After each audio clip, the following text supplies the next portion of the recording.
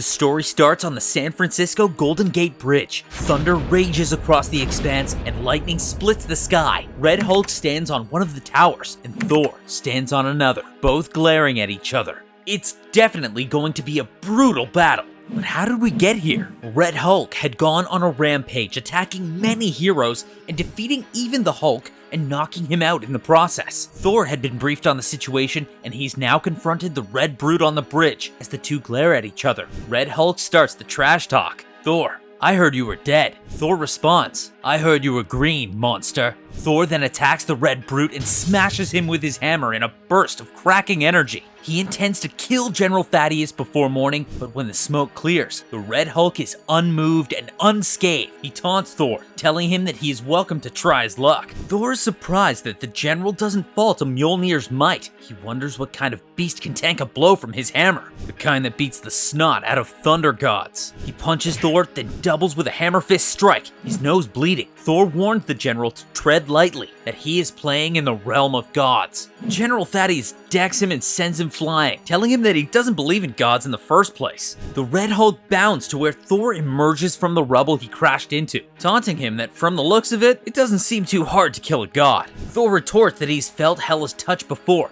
and that he knows fate sent him this way to show Red Hulk defeat. He jabs the general with a hammer, then smacks him across the face with it, promising that he would end his existence, which threatens Midgard. He prepares for an overhead blow and brings the hammer down to deliver the final blow. Or not. The general catches the hammer easily in his palm and informs Thor he's out of his depth, that since he missed the Civil War, he didn't come into battle with any plan that would work. He leaps with the hammer in his hand and Thor trailing behind, telling Thor he has spent time studying him. As they trail in the air, Thor is extremely shocked about the fact that the general is able to carry the hammer. The general tells him that the enchantment is not in effect because he isn't actually lifting it. He merely is jumping around while pulling Thor along. He then points out there is another scenario in which the enchantment would not work, in zero gravity. Thor finds out they're no longer on Earth, but are now in space. The general holds his breath and pulls the hammer away from Thor, actually wielding it. He smacks Thor across the face with it, and then wisely decides to conserve his breath. Thor hears him and boasts that unlike the general,